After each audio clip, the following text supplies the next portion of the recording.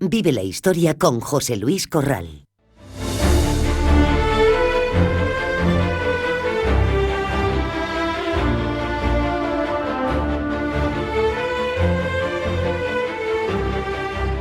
Bueno, y ahora toca, como cada jueves a esta hora de la mañana, hablar de historia. Lo vamos a hacer en compañía de José Luis Corral, nuestro querido colaborador, que ya nos espera al otro lado del teléfono.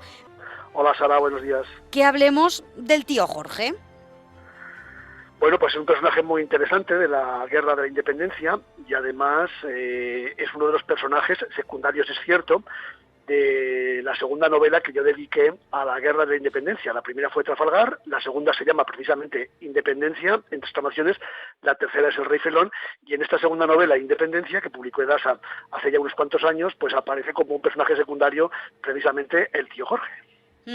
Cuéntanos quién fue. Bueno, y lo primero, yo creo que igual habría que aclarar quién fue su nombre de verdad, porque dudo mucho que se llamara tío Jorge.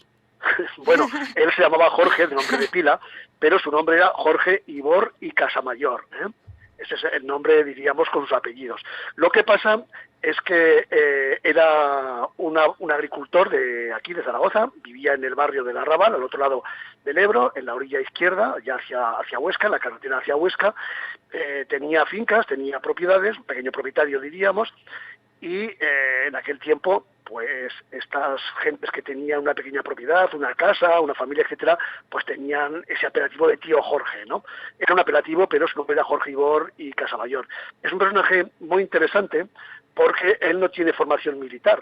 Él es un agricultor, es un pequeño propietario, tiene 2 hijos, una familia más o menos establecida, pero es lo que llamaríamos hoy en día un patriota, y con 53 años, que es cuando estalla la Guerra de la Independencia y lo pilla precisamente en su ciudad, con el primer asedio de los franceses a esta ciudad, pues se pone al frente de una pequeña compañía de escopeteros del Arrabal, de su barrio, e hizo frente, se enfrentó a los franceses en el primer asedio de la Guerra de la Independencia de Zaragoza. O sea, que fue uno de los que salió con las cacerolas y con lo que tenían a defender de los franceses. ¿Y por qué, me pregunto yo, de tantos zaragozanos que salieron ahí a pelear, se destacó al tío Jorge? Destacaron varios defensores de la ciudad, pero el tío Jorge es uno de los más interesantes porque era un hombre que tenía realmente un espíritu combativo extraordinario. Probablemente por defender su tierra, por defender sus huertos en el Arrabal, y porque tenía una escopeta, ¿no? Tenía un rifle, tenía una escopeta de las de entonces, y con esta escopeta se presentó en el cuartel general de Palafox, en Capitanía, lo que hoy es el Palacio de los Luna, el Palacio de la Audiencia en Zaragoza. Palafox se dio cuenta que Palafox acababa de ser nombrado el defensor, el capitán general de las tropas que defendían Zaragoza. Palafox se dio dar cuenta que aquel hombre tenía energía, tenía fuerza, tenía capacidad de mando, y directamente lo nombró capitán de esa compañía de escopeteros con la cual se presentó al servicio de Palafox. Por tanto, era un hombre que, administrando sus tierras, sus fincas, sus propiedades, pues también tenía una cierta capacidad para organizar una cuadrilla, una partida de escopeteros.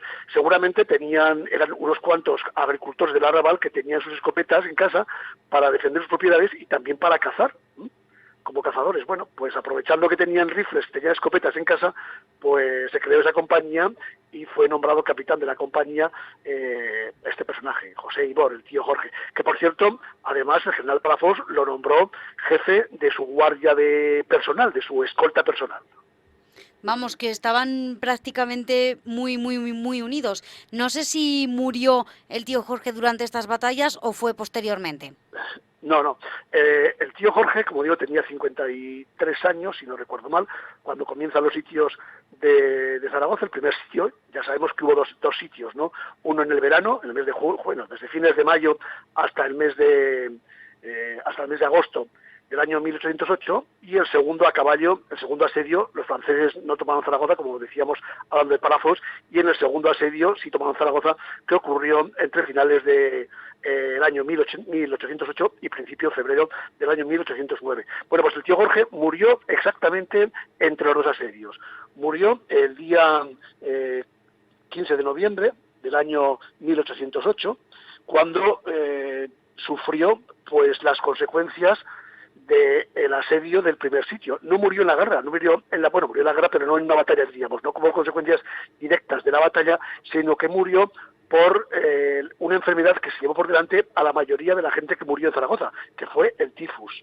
Las malas condiciones higiénicas de la ciudad, el asedio, la falta de alimentación, la mala comida, las aguas fecales, bueno, todo lo que supone un asedio de estas características, propició que el tío Jorge, en noviembre de 1808, enfermara y como consecuencia del tifus, pues muriera. De tal manera que participó muy activamente en el primer asedio, en la defensa de Zaragoza, en el primer asedio, pero en el segundo asedio ya había muerto.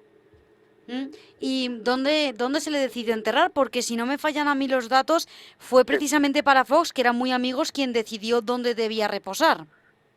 Sí, Palafox creó una especie de panteón de hombres ilustres, de héroes de la guerra de la independencia, un antiguo monasterio de aquí de Zaragoza, donde fue enterrado el tío Jorge, en esta casa palaciega, en esta especie de antiguo monasterio y casa palaciega, ese panteón de hombres ilustres de los marqueses. Era la casa de los marqueses de Lazán, la residencia, una residencia de los marqueses de Lazán, allí donde fue enterrado José Guibor.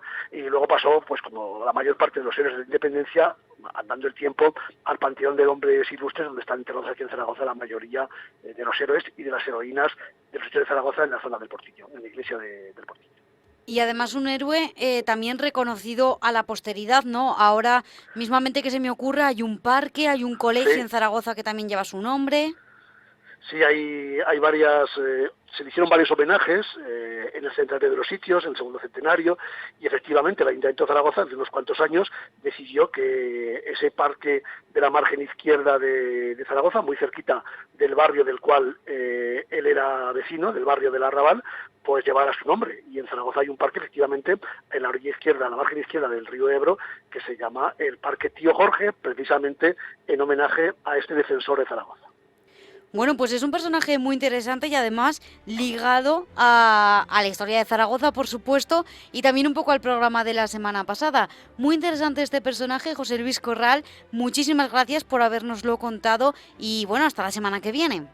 Mira, si me permites, en un segundo te leo cuatro líneas de mi novela Independencia, una frase muy cortita que yo pongo en boca de Jorge Ibor hablando con Palafox, y así recreamos de alguna forma pues sus palabras en la novela, ¿no? Mira, dice así, sigo pensando, dice Jorge Ibor, que una declaración de guerra sería mucho más contundente. Bastaría con una sola línea. Guerra sin cuartel a los franceses hasta que se rindan, huyan de España o mueran. Bueno, pues ese era el espíritu del tío Jorge. Vamos, que o morir o salvar Zaragoza de los franceses. Muchísimas gracias, José Luis Corral, como decía, y hasta la semana que viene. Bueno, hasta la semana que viene, un saludo.